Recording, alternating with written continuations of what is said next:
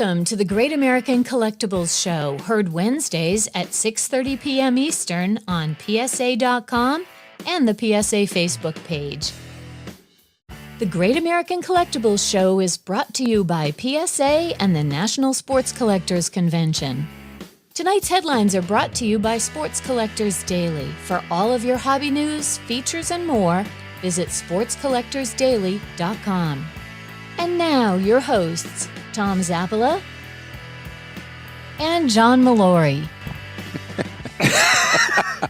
JM, did you ever have one of those shows where you said, man, we're just rolling. We're going to be all over the. We just roll with it. We are going to be all over the place today. So I'm going to let you talk about what. Well, first of all, welcome. The name of the show is the Great American Collectibles Show. Tom Zapp and my good pal JM, John Molori. Yes. This is Rico's off week. I've done 2 shows in a row. I know that. He's doing 2 shows because we have important people coming in next week. So you wanted Rico for the important people. You're out. You see how it works? You're out. I mean, that's the way it works. Yeah, you can see our guest is really excited. He's already into the show. He's really excited about coming on. All right, listen. First of all, the name of this show is the Great American. He was yawning or hyperventilating, but either one. Don't make him panic. He's not on screen yet. You're not on screen yet, Chris. You're in the back room. It's okay. So again, the name of this show is the Great American Collectibles. This is really important because Chrissy yells at me. Please subscribe, like, and share the show with your friends. Yeah.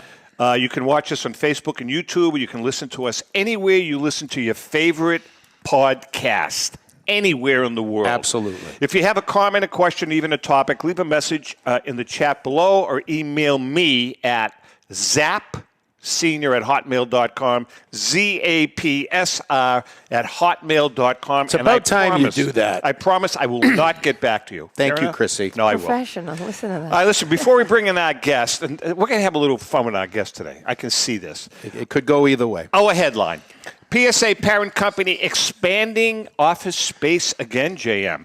Wow. For the third time in as many years, Collectors Holdings, the parent company of Professional Sports Authenticators, is expanding the operational footprint at its headquarters in Santa Ana, California.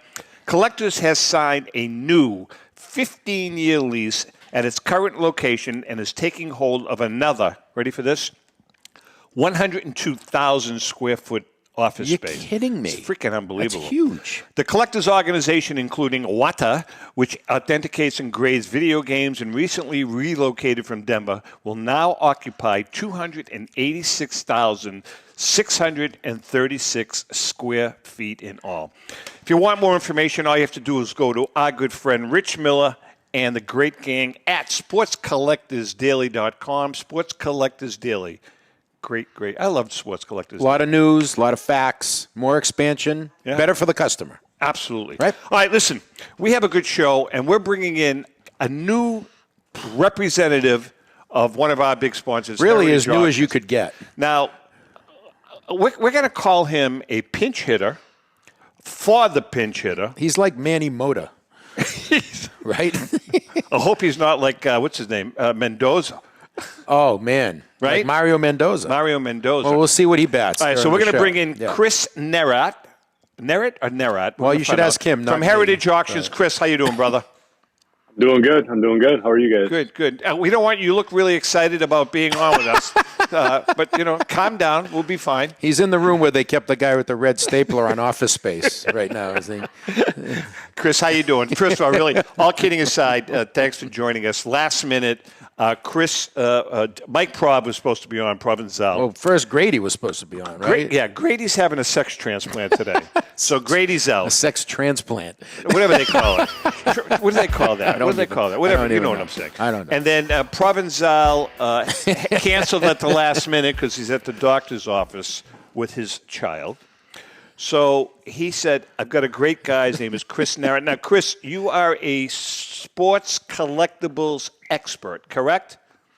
Yeah, I do a lot of the memorabilia for Heritage. My main focus is football, vintage football memorabilia, game-worn jerseys, and basketball memorabilia.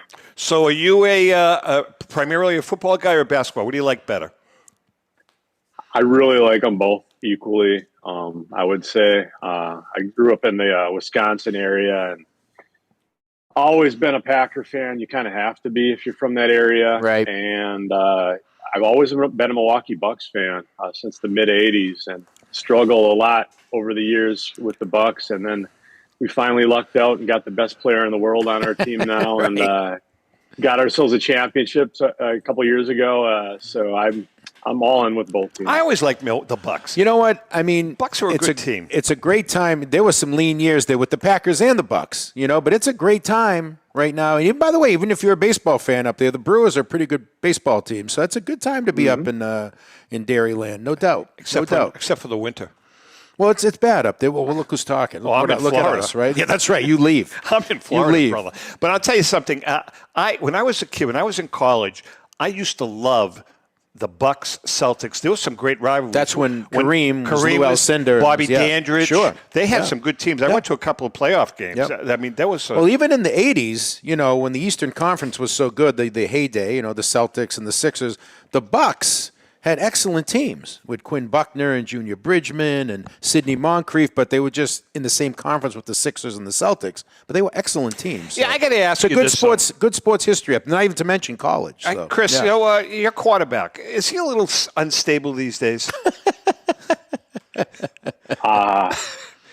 So I'm on the Packer Hall of Fame board of directors. Are you really? So I will have to decline speaking about the current state of our team. Well, let me tell you something. A little side note: John, JM, and I, and my wife Ellen, we are in negotiations right now with to do a 7th book, and we are chatting with, since you're a football guy, with Dan Hunt and Rob Castelline.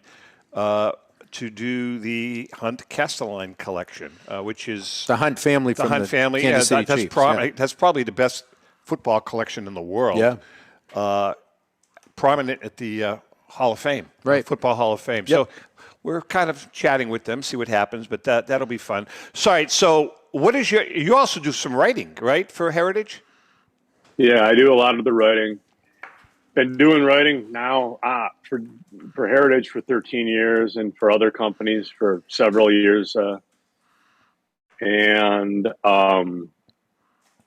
I still there? Yeah, you're here.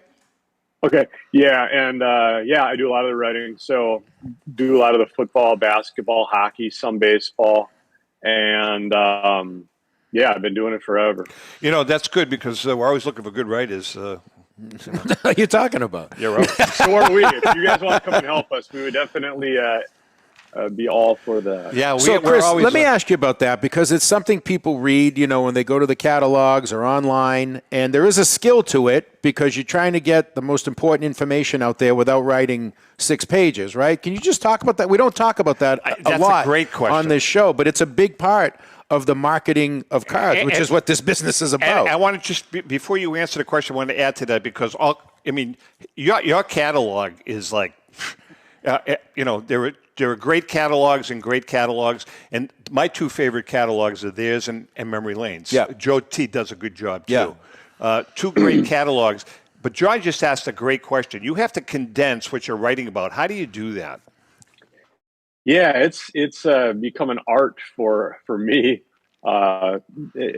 Starting out, I didn't exactly know how to do it properly, but I think now that I've been here for so long that you kind of learn what is important. I mean, you definitely want the facts, you want the dimensions of the item, you want the condition, you definitely have to, tell what the provenance is. I don't like to add a lot of fluff to my descriptions because I'm a bidder too in auctions, and I don't like to read all the fluff. I want to get to the facts. I don't want that it's got a ding corner, that it's restored, buried in the write-up. And I'm just not a huge reader, to be honest with you. So I just want to see the bullet points, and that's kind of how I write. Some auctions, they're more fluff, and flowery. And they're longer, a lot longer descriptions than at least what I like to do. I focus on the facts. I want to make it quick. You want to add a little enthusiasm to it, but you don't want to oversell an item. You don't want to. One of the huge things that I didn't realize when I started, but when you want to write so you don't get a return on the item, because we'll give a return if the description isn't That's a clear. great point. He's right. Great point. So Yeah. So going into a write-up, I'm always thinking, I want this to sell for as much as possible, but I also don't want it to come back to us. So you need to be very accurate when you're writing the description. Very, very cool. No, it is. And it is an art form. Not to overstate, but there's a difference between writing a long form situation and then somewhere you have to just get the facts. It's a dragnet thing. It's just the facts, man. I agree with you on that, and I think that's what. In that form, anyway. I mean, Absolutely. our books, it's different. We tell a story of players and all that. But in that form, I think that's what the consumer wants too, Chris, is they want to know the facts. They want to know what they're getting, where it came from, and all that. Don't you agree? And I don't want to insult our readers. Correct. They know that Michael Jordan was the best player ever, that, won 6 championships with the Bulls. I don't need to write that in every description. Yeah. They want to know that this PSA Jordan ticket that he scored 50 points is a pop 1 of 1, the highest graded. That's the important thing. Correct. That's really cool. Speaking of which, you guys, I don't know if you're involved in the auction that's going on right now, but you've got some pretty, I'm just looking at a couple of the items, pretty cool items. Another TB12 2000 playoff contenders championship ticket. I'm sure you're the guy that's written about all this stuff. 52 Mantle PSA 6, OPC Gretzky rookie card PSA 9. Yep. Some pretty cool stuff there, brother. Yeah, I mean, we definitely have a lot of the keys. I'm looking at it right now. The TB12 contenders is already at 490,000. The Mickey Mantle PSA 6 52 tops at 145,000. I expect that to go up a decent amount more. But yeah, you get a little immune to it working at Heritage. Not to sound like I'm bragging by any means, but I've worked for companies in the past that $1,000 item was exactly. In Heritage, it's like crazy. There was a time. It's nuts. And there was a time when I worked for Heritage that we didn't hit $1 million item, and now we hit several per auction. Yeah. So you do, become a little bit immune to it. But you never get tired of looking at a 52 tops mantle. That's for sure. So, Chris, actually, I was you kind of leading into my next question. You must have did you do another interview before this show today? Because you're like leading me right to my next question, man. Which is, I'm a communications major. I'm a communications major. Where'd you go to school? Okay, yeah.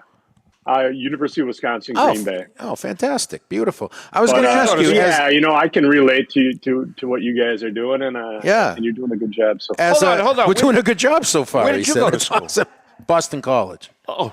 Yeah, that's in Chestnut Hill. They have a great program. Will you stop? Where'd you go? You didn't even go anything past Austin Prep. Where'd you go to college? Did you go to college? What are you talking about? Maine. By the way, you kicked our ass. Did you go when Doug Flutie was there? I was 2 years behind Doug Flutie, Chris. Yeah, so I was there when Flutie was there. It was unbelievable. And you probably had a mullet just like he did. Unfortunately, my hair grew out, not down, so I had more of a fro, which if I took this hat off, it'd be hard to believe that I had anything at that time. But what I was going to ask you was, you're a young guy, you're a sports fan, you're working for Heritage Auctions right now. It's been in the news. So I know there's probably some repetition, some drudgery, as there is with any job, and also shows. But it has to be fun. It has to be pretty neat to be in that environment as a sports fan, as a sports guy, and as a professional. Yeah, I mean, we definitely have our monotony. From time to time, as we would with any job. But I get to deal with some pretty cool people. I brought in the Dave Robinson collection, and he's a Pro Football Hall of Famer who played with the Packers. Lombardi. He's a Lombardi guy. And whenever I can do something like that, I get to eat dinner with the guy. We're going to a game later this year. It's cool. That's really neat. Yeah, and definitely a perk of the job. Some of the non-perks of the job is when somebody thinks their 1988 Donruss Greg Jeffries card is worth $1 million. They call us. Don't be knocking. But, it was a cool card at the time. At the time, man. We all loved it. Hold on, that's the one that there's a backstory to that. And he's watching the show right now. One of our very, very loyal followers, Staten Island Joe Marino. He bought, when that card came out, God's honest truth, he bought 1,000 of them. Oh, yeah. Yeah. He bought It 1,000 was of the them. hottest thing there was. And he sent them. I have them all. He sent them to me. Yeah, I was doing a local TV, Cards and Comics Monthly, with Chris, our buddy Chris, and man, the Jeffrey, he was going to be Pete Rose and Mantle all rolled into one. So you know what we man, did? you know? We got Staten Island Joe to sign about 50 cards, and we give them out every once in a while to followers and viewers who we don't like. We mail it out to them. That's typically what we do. So mine will be in the mail tomorrow. Absolutely. Hey, I do have a question. There is one item that's really piqued my interest, that 51 complete Bowman set. What's the score? You know what is? Can you tell us right now what the bidding is at, or is it you have to like scroll down and? I just got to it. It's at 10,500 right now. Wow, that's all I know about that set. I did not write that description. No, but nice. This is a 51 Bowman baseball set. That's not great. It's not graded, I don't believe, right? The one I'm looking at, it's graded. The Mantle's a 1.5. Yeah. The Maze is a 4. $10,000. It looks like a lot of them are not graded, but the keys appear to be graded. Yeah, I'm going to keep my eye on that one. That's a good. That's there a you good go. buy. That's a good buy. Hey, Chris, were you or are you still a collector? And if so, what do you collect? Big time. I'm a huge vintage Green Bay Packer collector. My two bread and butters, I would say, are game-worn Hall of Famer jerseys. Cool. Especially from the Lombardi era. Yeah. And then I also collect old promotional posters of the Packers dating all the way back to the 1920s. What's his on name? through the late 60s. The guy from Lawrence. Bill Quinlan. Bill Quinlan. We had a local guy, Bill Quinlan, who played for the Packers.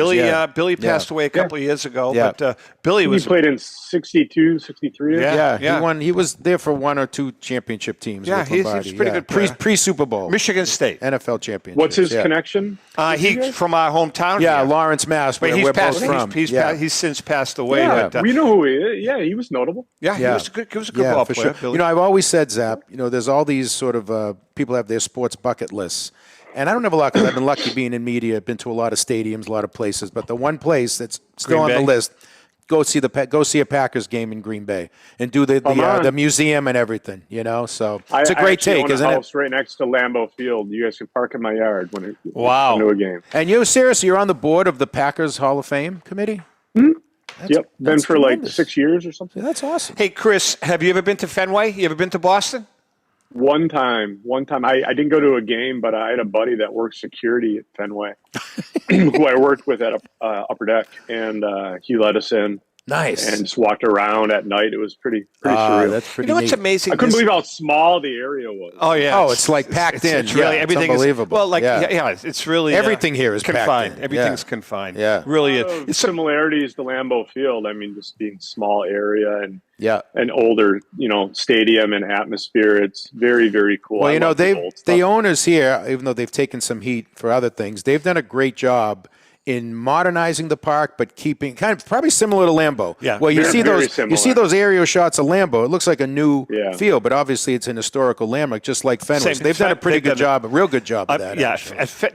I think they've done all they can do at Fenway. What else can they do? Well, originally there was thoughts we're going to tear it down. No, but I'm saying the existing.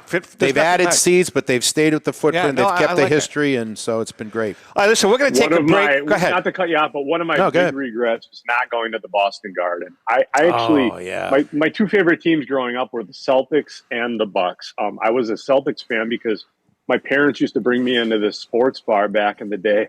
I was probably 7 years old, and there was a poster of Larry Bird hanging up, and I just fell in love with Larry Bird. And I've seen Larry Bird play live.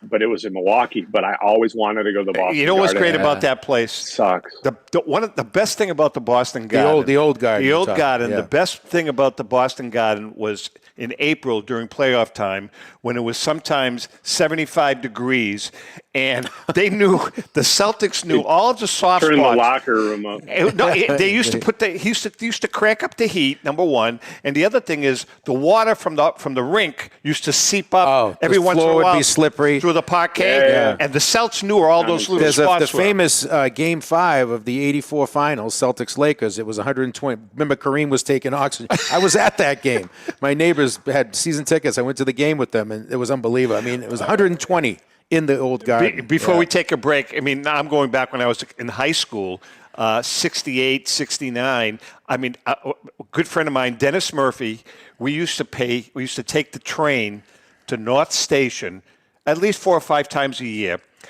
Walk in, pay $2, and sit in the third balcony. Watch Russell and Larry Siegfried and Sam and Casey Havlicek, all those guys. Yeah. All right, listen, we're chatting with Chris Nerat. You know something? This guy's pretty good. He's awesome. He's not bad. He's awesome. Chris, you know something? You're working your way up the pole here.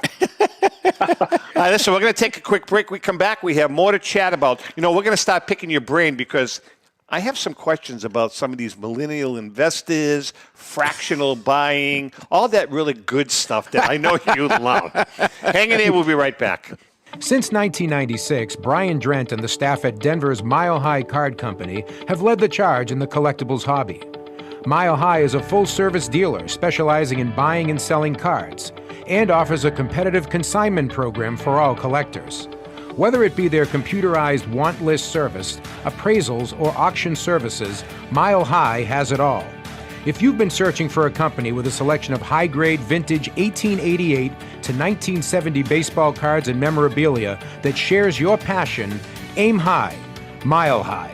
Go to milehighcardco.com or call 303-840-2784 for more information. This is Brian Drent, president of Mile High Card Company. Is your sports card and memorabilia collection properly insured? For easily replaced personal property, homeowners insurance is all most people need. But for prized possessions that you may have spent a lifetime collecting, it doesn't go nearly far enough. Collectables Insurance Services has been insuring for over 50 years.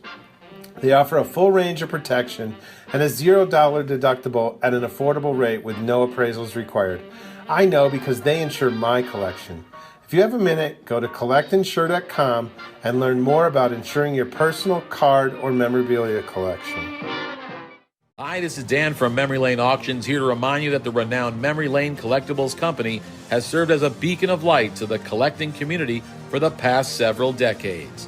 Indeed, folks, it has been our utmost privilege and pleasure to provide the most enthusiastic collectors with an abundance of the finest sports cards and memorabilia for America's most coveted sports personalities via our world-class auctions. Whether you choose either a private sale transaction or the auction route, Memory Lane cordially invites you to reach out to us to maximize the value of your prized possessions. Also, it is not just sales that we pride ourselves on being the best of the rest, because if you are seeking a particular keepsake for your esteemed gathering, we will be relentless in our quest to find that special piece to fulfill your collecting dreams. So no time to wait. Reach out to us today for the purposes of capitalizing on our unparalleled marketing capabilities. Simply pick up the phone and dial 877-606-5263. That's 877-606-LANE, or find us on the World Wide Web at www.memorylaneinc.com. Now is the time for your valued consignment to ultimately become another one of Memory Lane's record-setting prices. How would you like to own the bat that was used by your favorite player when he hit that towering home run or game-winning base hit? Well, look no further than JT Sports, specializing in the sale and authentication of professional game-used bats. As the official authenticators of professional model game-used bats for PSA DNA, JT Sports will guarantee the authenticity of any bat purchased from them. JT Sports also buys and sells game-worn uniforms, gloves, and baseball equipment. The unique quality of the collectible is what JT Sports is all about. Give them a call at 609-487-8003 or check them out at GameUseBats.com. Okay, we are back with Chris Nerat from Heritage, but before we chat with Chris, tell us about our good friends at the New England Card Show. Now, this is your first read of this. It is my first read of this. Let's do it diligently and efficiently. So you want me to get every word right? Correct. I'm going to try. Primetime Events is proud to present the New England Card Show weekend This 2-day this is poorly written, by the way. I didn't write it. Who wrote it? They did. This is wonderfully written. It's awesome. This 2-day show is on Saturday and Sunday, October 1st and 2nd at the Mass Mutual Center in Springfield, Massachusetts. The New England Card Show takes place from 9 a.m. to 5 p.m. at the Mass Mutual Center, 1277 Main Street in Springfield. There will be over 300 tables. Red Sox legends like Rico Petrocelli. That's our guy. Tion's out. No Louis Tion. Jim Lomborg, yes. For autographs, auction houses accepting consignments, and much more. But that's not all. What else is there? On Saturday night, Zap, starting at 6 p.m., join us for prime time Saturday night at the iconic Basketball Hall of Fame for two great free admission events. First, Hobby Talk in the Basketball Hall of Fame Theater, featuring the best blogger in the industry with Tyler from Santiago Cards, Ryan from Breakout Cards, and more, with audience Q&A hosted by Rob Gerard, the sports card therapist, from 6 p.m. to 7 p.m. Then, doors open at 7 p.m. for Trade Night on the Hall of Fame Center Court.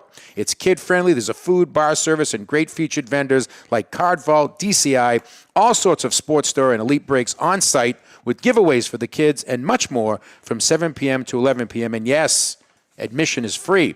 That's the New England Card Show. This is going to be big. The ultimate sports card show experience. For more info, call 860-819-4343 or go to necardshow.com. That's necardshow.com. John's going to be in next week. John Damaris. Yeah, John Damaris is This is going to be a big show. It's going to be a landmark show. This is going to be the biggest show in New England. It's going to be one of those things after this, year after year. It's going to be a destination. You know who's been working with them behind the scenes, really helping them out, is our good friend Joe Drellick from the Philly Show. Then that can only make it better. And by the way, Ellen and I are going to be there on Sunday of that event for a couple of hours. Say hi to people. Rico is going to be there doing a signing. Yep. You know, Rico pulls off this stuff, man.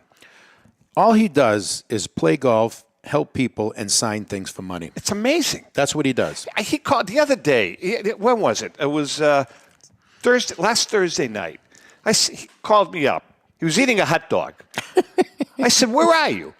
He said, "I'm at Fenway. I'm in a corporate booth." I said, "So let me get this straight. You're shoving food in your mouth, and they're paying you big money." And he's calling you. And he leaves in the fourth inning. I mean, are you freaking kidding me? I don't like people who leave early for things. I know, really. All right, listen, let's get back to Chris. Chris Nerat from Heritage Auctions. All right, Chris, let's get down to brass tacks here. You ready? Fractional buying. Fire away. Fractional buying. What are your thoughts on fractional buying? And by the way, I've asked the same question to Grady. I've asked the same question to Provenzale, to JP.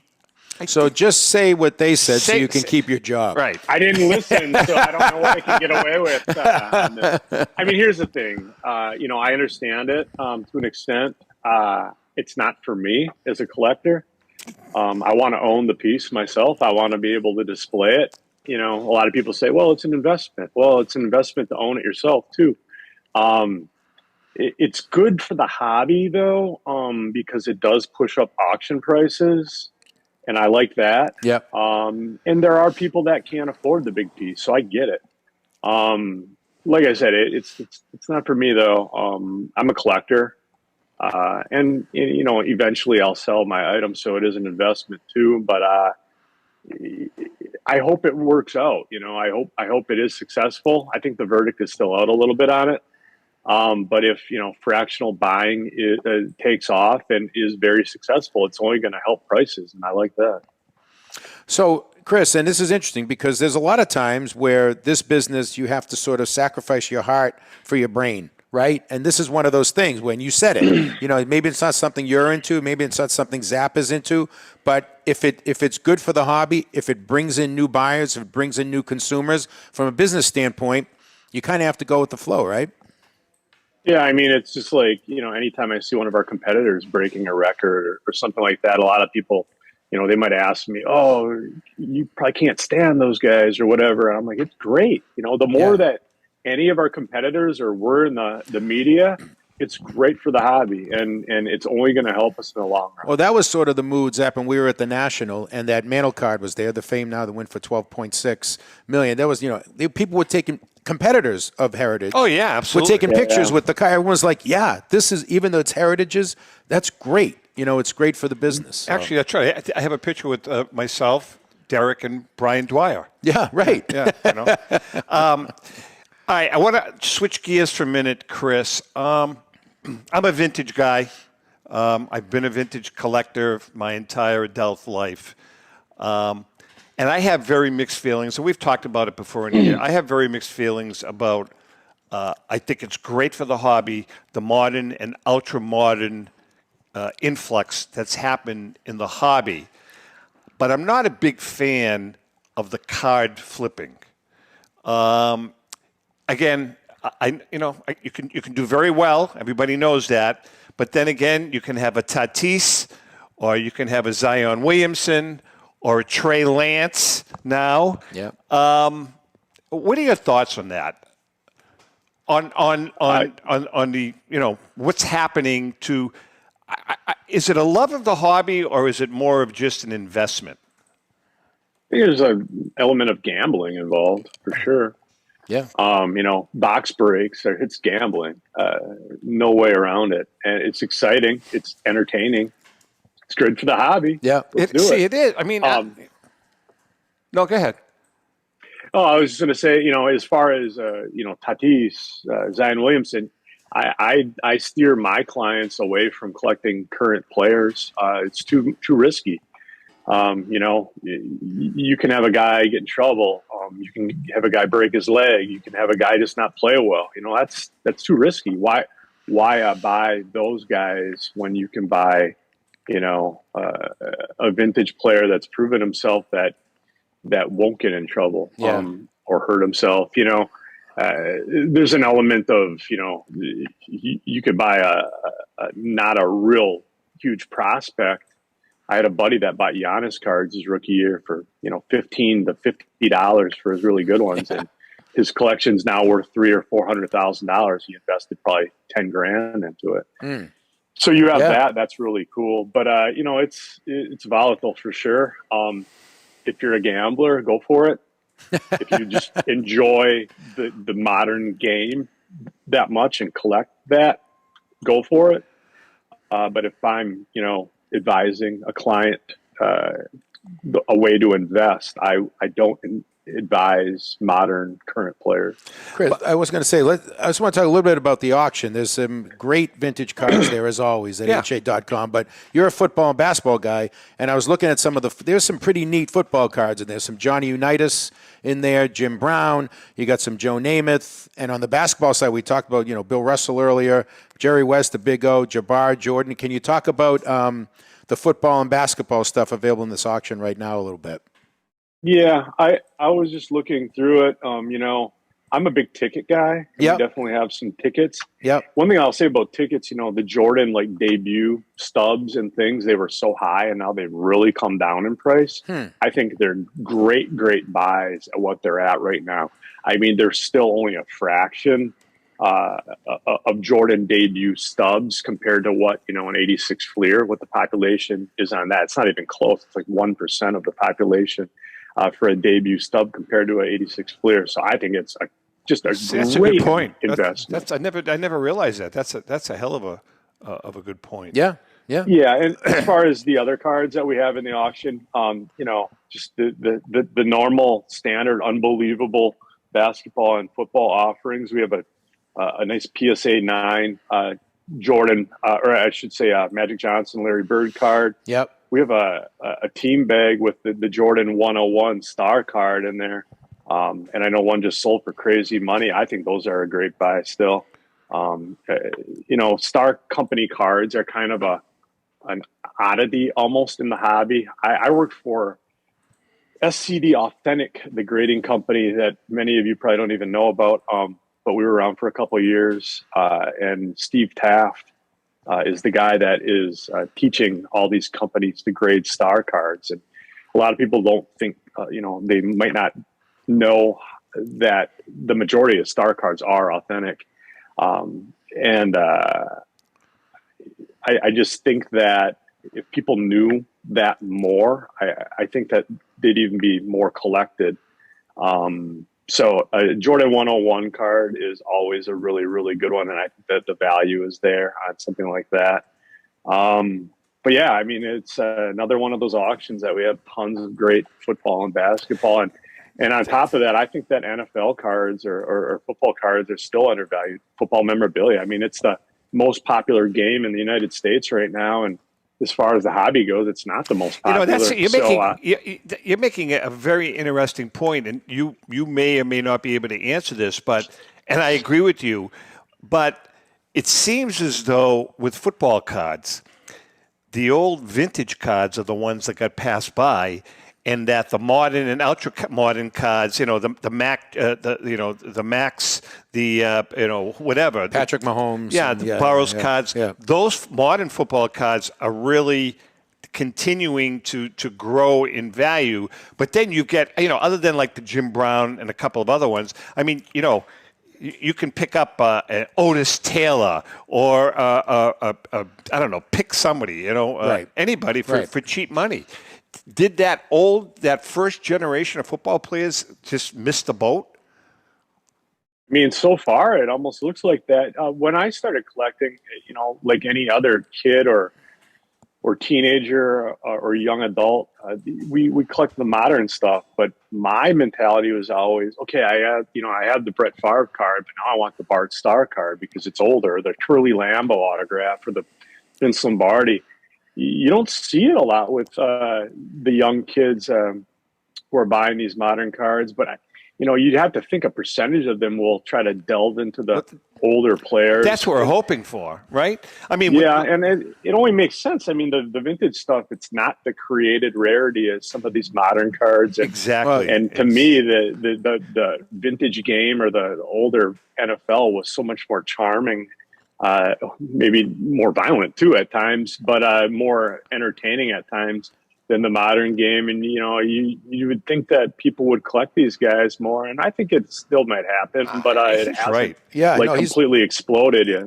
I mean, it's a great point he made, and it hasn't been made actually in the shows I've done, that football is the most popular sport by far in America, but not in terms of the hobby. I mean, you're not going to get right. And that's what you're trying. Which is interesting. Trying to put your finger on the pulse there with football. I mean, because manufactured rarities is what you just talked about, and that's creative. You're not going to get that Roosevelt Brown a prism card with the feather in his hat. You know what I mean? Right. It's just. But I think of it with the modern collector. Maybe it's the younger collector, although I don't want to pigeonhole that because there's older people that collect modern.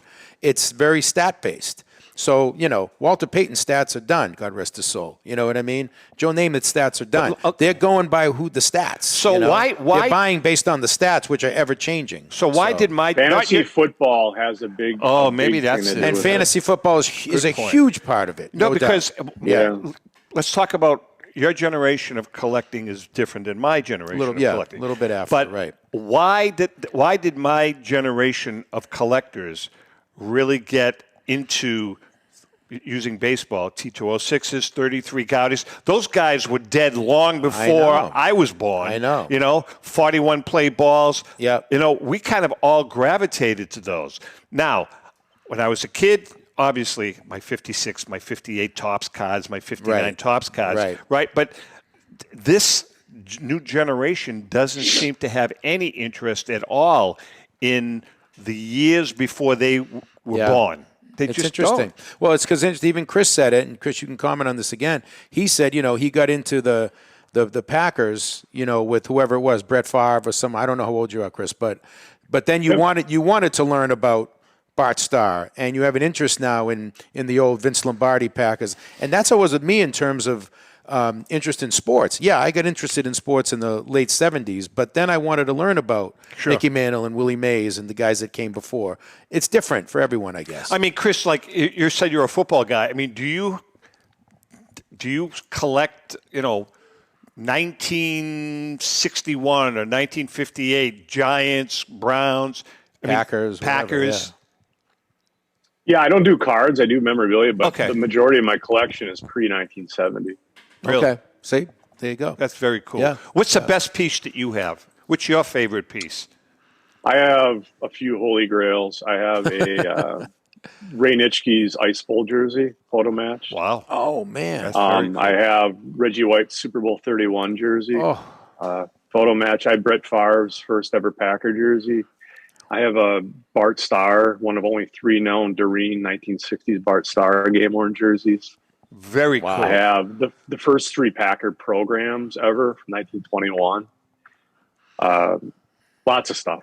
So the Reggie White one? That's the Super Bowl against the Patriots, right? When he made Max Lane look like a turnstile in the second half of that game. Unbelievable. Hey, do you display that stuff, or do you have it for safekeeping? I mean, because that's I've always stayed away from the big memorabilia because of display purposes. Do you display yours? Yeah, to me, the only reason to own this stuff is to show it to people. Right, I agree. I definitely, I'm in Dallas right now. My collection's in Wisconsin, and I don't display it when I'm not around.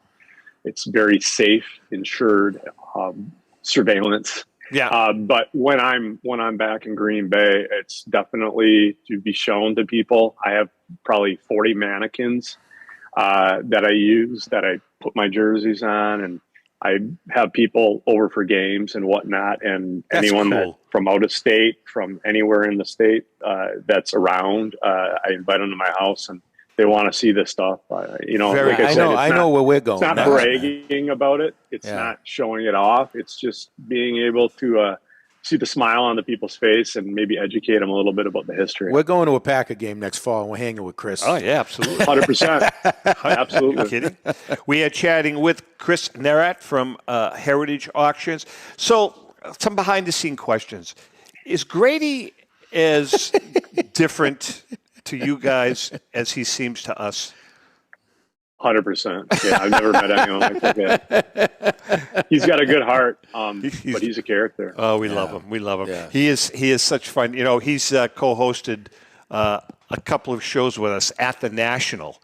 And were you at the National this year? Yeah, and just to touch on that, any chance to make Grady's head bigger than it already is, it's just wonderful. Thanks, guys. Yeah, I tell you. Prove does a good job too. Yeah. You see that blue suit Prove was wearing at the National, man? Yeah, you got it at Kmart. Good Lord. 87, I believe. Yeah, it was a blue light special. It was too small for him, too. It was a little small. It was like snug. It was like a Pee Wee Herman fit. Yeah, it was like crazy. Hey, they didn't show up today. We can bomb them. Oh, yeah, absolutely. Listen, we have a few minutes left, Chris. Chris, before we came on the air, John and I were talking about Heritage Auctions and the size of that company. People don't realize how big that frigging company is. I mean, do you have any idea how many employees you guys have worldwide? I had to throw a number out there, 400 to 500, but I don't know the exact number, but we have over 40 categories. So if we have an average of, 5 to 10 people per category, and some of our, we have probably 25 people working in our sports department, and Coins has probably got 40 people working for them. So, we may be well over 500. I'm not sure. That's it's just amazing how big, and they're all over the place. Yeah, they're all over the place. Yeah, it's kind of cool. Big reach for sure. Do you guys have? I know we talked earlier with every job. There's, like you said, there's some monotony to it. Do you guys talk sports a lot? Is there a lot of back and forth? A lot of my team versus your team stuff in the hallways there? A little bit. I'll see a lot of the guys, and I'll comment on the Cowboys. They all know I'm a big Packer guy. Yeah. But, right now in our building, we moved out to Irving, Texas, and it's a huge complex, but it's not as much. You don't see a lot of people. It's such a big building. It's like a quarter of a mile walk from one end to the other. So I used to, see a lot of the art people and in different people like that, but I don't even see them anymore. So it's so large. It's like a little city in here. But we in our office, we definitely have a lot of people that like different teams. So we'll bounce some trash talk off of each other, but I'm not a huge trash talker. It's not me out there playing. I just hope that my team does well and we're competitive and it's fun. No, Chris, before we let you go, Joe Orlando is a very dear friend of ours. Joe's been a colleague in a lot of different projects that we've been involved in. Yep. And quite frankly, you guys are blessed to have him because he is, when it comes to cards, I don't think there's anybody in the solid country guy too, that solid knows dude, yeah. more than Joe, and Yeah. he's just a great guy, great Yep. family man, and you guys are blessed to have him. So, I don't know how well you know Joe, but he's going to be a big asset to your company. Well, listen, I got to tell you something, man. I think you may have moved up. I think we may have to bounce Chris, Grady honest and to God, man. Prov. I think Bravo. they're out, bro. Bravo, Chris. Excellent work, Thank you. man. I appreciate it. I'd love to come back on. Yeah, I think definitely. we're going to have to negotiate with them now because either they're going to have to throw us some ching, No doubt. or or they're out. Anyways, HA.com is Yep. the Great auction site. going on right Great now. auction. You Yep. got a fall auction coming up. And Chris, seriously, thanks for jumping in at the last minute. And by the way, little programming note: when we come back, this guy's going to be gone too. I got to pull a Rico. I'm leaving in the fourth inning. You got an assignment? I have an assignment. Yeah. So I'm going to be doing solo. Chris Lee Behrens is going to Yep. be joining us shortly. So it's from Sterling Sports. Chris, thanks so much, Chris. and we'll talk to you down the road. All right, guys. Thank you. Take care. Chris Nerat from All right, bye. HA.com Heritage. Good guy, man. Awesome. Knows his Listen, stuff. that's not easy to do. Communications major, bro. He's a communications major. All right, we're going to take a quick break. We come back. Lee Behrens is in the house. We'll be right back. Pristine Auction is a family-owned and operated online auction specializing in autographed memorabilia, sports cards, coins, art, and collectibles. Since their founding in 2010, they've grown to 2 facilities in Phoenix, Arizona, totaling over 60,000 square feet. Jared Cavalier and an incredible staff of over 150 team members serve a very large customer base and enjoy every minute of it. By working with leading authentication companies, Pristine ensures all items are 100% authentic. In addition, third-party authenticators regularly travel to Pristine Auction to provide authentication services on site. Pristine Auction strives to operate its business in a way that's honoring to God, their families, and their customers. With a strong focus on speed, quality, and premier customer service, their mission is to be the leading online auction for every level of collector and fan. Pristine also works for Hope Sports and Identity Hoops International, traveling to Mexico to build houses for the less fortunate. Pristine Auction offers several online auction formats with thousands of auctions ending each day. For more information, go to pristineauction.com. That's Pristine Auction, the best in the business. If you're a discerning collector interested in owning the most important pieces in the hobby, look no further than Leland's Auctions. The original sports auction and appraisal house, Leland's was established in 1985 by legendary Pioneer founder Joshua Leland Evans. And today, President Mike Hefner carries on their tradition. From the Tom Brady card and memorabilia collection to the famed Boston Garden auction to high-end card auctions from every major sport, Leland's has always maintained the highest standards. Go to Lelands.com and get your bid in. That's Leland's, the hobby's leading sports auction house for 4 decades. It's often been said that championships are won on the practice field, and world records come only to those willing to work harder than everybody else. Heritage Auctions is the world's largest collectibles auctioneer because we believe that becoming the best is only an invitation to the challenge of remaining the best. This requires the skills of the hobby's top experts, capable of identifying and maximizing value for our consigners. It requires the most visited website in the industry, courting a global audience of collectors over 1.5 million strong. It requires a dedicated press department that expands our global reach far beyond the entrenched hobby marketplace. It's hard work, but a simple premise. Present the finest collectibles to the largest population of potential buyers, and world records will come. We invite all listeners to put the unmatched power of Heritage Auctions to work for you. Auction evaluations are always free, and our commission-based fee structure ensures that our interests are always aligned. The highest possible price for your collectibles. There will always be new world records to chase, so let's chase them together. Visit our website at ha.com and request your no-obligation review today. Hi, this is Dan from Memory Lane Auctions, here to remind you that the renowned Memory Lane Collectibles Company has served as a beacon of light to the collecting community for the past several decades. Indeed, folks, it has been our utmost privilege and pleasure to provide the most enthusiastic collectors with an abundance of the finest sports cards and memorabilia for America's most coveted sports personalities via our world-class auctions. Whether you choose either a private sale transaction or the auction route, Memory Lane cordially invites you to reach out to us to maximize the value of your prized possessions. Also, it is not just sales that we pride ourselves on being the best of the rest, because if you are seeking a particular keepsake for your esteemed gathering, we will be relentless in our quest to find that special piece to fulfill your collecting dreams. So no time to wait. Reach out to us today for the purposes of capitalizing on our unparalleled marketing capabilities. Simply pick up the phone and dial 877-606-5263. That's 877-606-LANE, or find us on the World Wide Web at www.memorylaneinc.com. Now is the time for your valued consignment to ultimately become another one of Memory Lane's record-setting prices.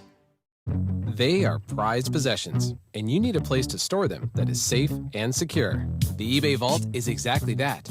An insured, climate-controlled facility with state-of-the-art security that guards your valuable collection around the clock. Your Vault account is protected by two-step verification and easily accessible through eBay Collection. And everything stored in the eBay Vault is backed by Authenticity Guarantee.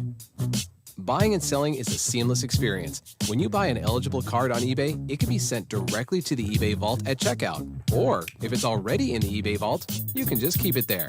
And selling from the eBay Vault is just as easy. Every card in the vault has been expertly inspected, detailed, and photographed, so you can quickly sell it with a pre-populated listing. And if your buyer chooses to withdraw their card from the eBay Vault, we handle packing, shipping, and insurance. And same goes for you. If you want that rare rookie card in your hands, you can have it shipped to you at any time. Collect like a pro with the eBay Vault. The eBay Vault is coming, and it's climate-controlled, insured, and protected with 24-hour security. Soon you'll be able to send cards already in your collection directly to the eBay Vault. They will take high-quality photos in the front and the back of the card and document all the details for your viewing pleasure and make the listing to sell process seamless for you. For more information, go to ebay.com, connecting buyers and sellers globally. You know, I feel kind of naked up here by myself. You're all alone. I know. You're not all alone. Molori's gone. Lee Behrens is supposed to join us. He's not here. He's working on it. You and Chrissy are here, thank God. We had a pinch hitter for the pinch hitter. I get lonely sometimes, you know. Do you really? Yeah, I do. Hey, by the way, another show coming up. Our good friend Joe Drellick and the CSA Shows is coming up in October. CSA Shows is proud to present the Chantilly Show being held on October 21st to 23rd, held at the Dulles Expo Center in Chantilly, Virginia, just minutes from the Dulles International Airport. Celebrating over 25 years at the same location, there will be over 300 dealer tables exhibiting on over 100,000 square feet of space. With both vintage sports cards and memorabilia, as well as modern-day sports treasures, you won't have to look very far for that special card, bat, ball, or autograph. Major auction houses and third-party grading companies will be on site to assist you with your collecting and authentication needs. Some of your favorite superstars will be on hand, including football great Champ Bailey, former NBA superstar Dave Bing, I loved him, the Bus, Jerome Bettis, Baseball Hall of Famer Vlad Guerrero, and many, many more. For more information, go to csashows.com. That's the Chantilly Show, where you can find all of your sports collectors' treasures. And do we have Lee with us? Lee. I think I'm here. You're here. Lee Behrens from Sterling Sports Auction. Lee, we have a few minutes. How are you, bud? Not too bad. I had to use my iPad here, so it's going to be a little different. That's okay. You're on with us. Lee, you have a great, I'm looking at some of the items on your auction right now. 57 Topps NBA near set. Play ball DiMaggio. You have a Gretzky. You have a Cobb. Tell us about it, man. You've got some great stuff in this auction. Yeah, I have as you mentioned, the 57 Topps basketball set, the complete set that is broken up. They took the key cards out and the individual. They are really nice shape. It's just the centering again that dealing with. 52 Bowman baseball complete set that's broken up. There's a 65 Topps baseball set. Here's a lovely little beater people like, T3 Cobb. You know something, you can never go wrong with a T3 Cobb because as bad as that one looks, it's a real collectible item. Well, yeah, it's a bucket list deal, and here's a chance somebody has to get it as reasonable as it gets. Here's one I'd never seen before I got the thing. It's a 1955 Hank Aaron Spick and Span. It's in the PSA holder. It's a 1.5, but it's very presentable. Very cool. Very cool. We have lots of rookies in there again. A couple Gretzky's, Aaron. You have a couple of Bill Russells, don't you? There's one Bill Russell from the set, and the koozie, obviously. There is a second 61 Fleer in action Bill Russell in there. T206s, once again, were strong. A lot of portraits. Yeah, you get some E95s. You get E93s. Yeah, E98s. Yeah, but a nice strong caramel run in there. And as always, your vintage 50s and 60s cards.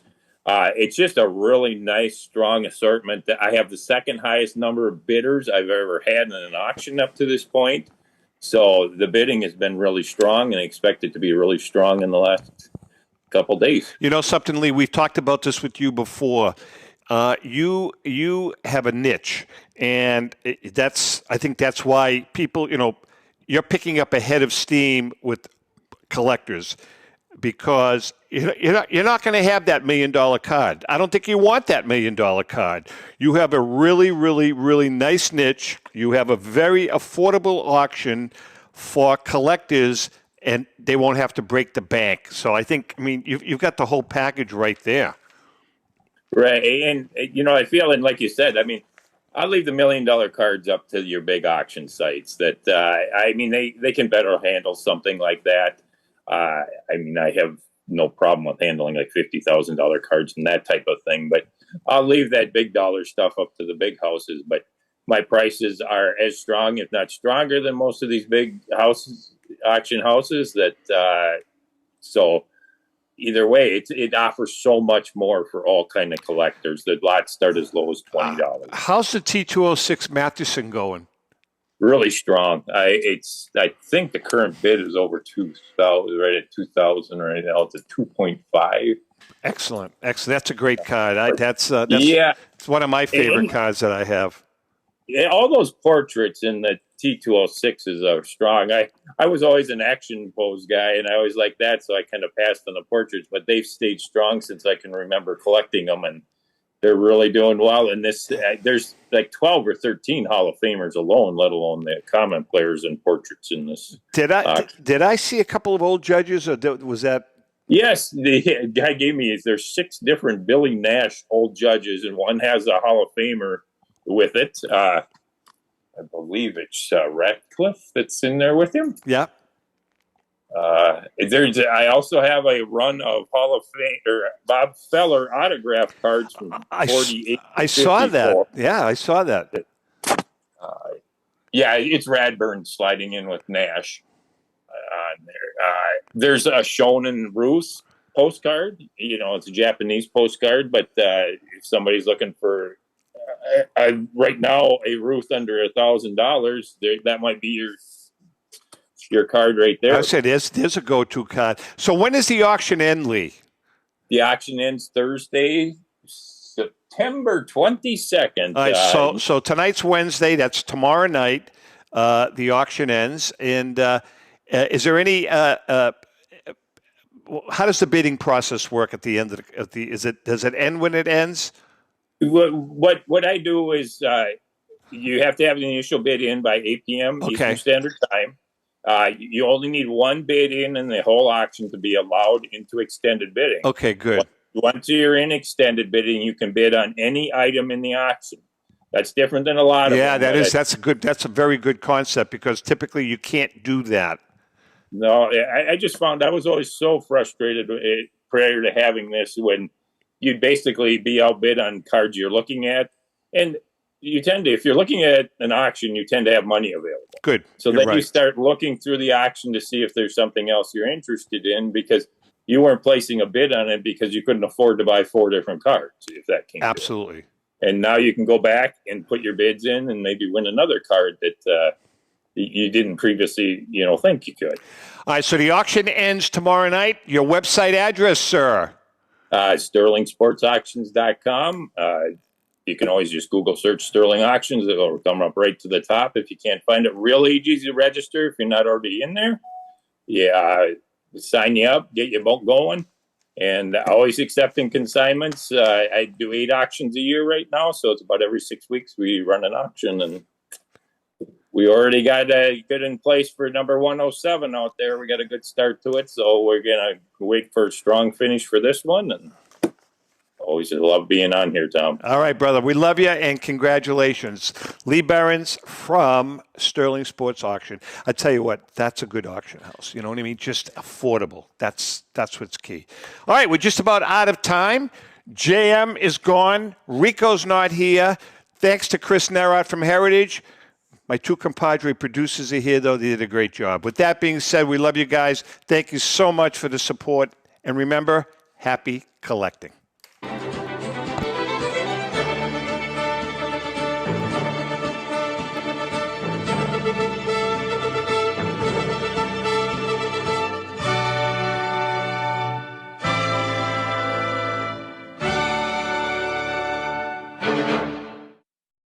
The views and opinions expressed by the hosts, guests, or callers of this program do not necessarily reflect the opinions of the Studio 21 Podcast Cafe, the United Podcast Network, its partners, or affiliates.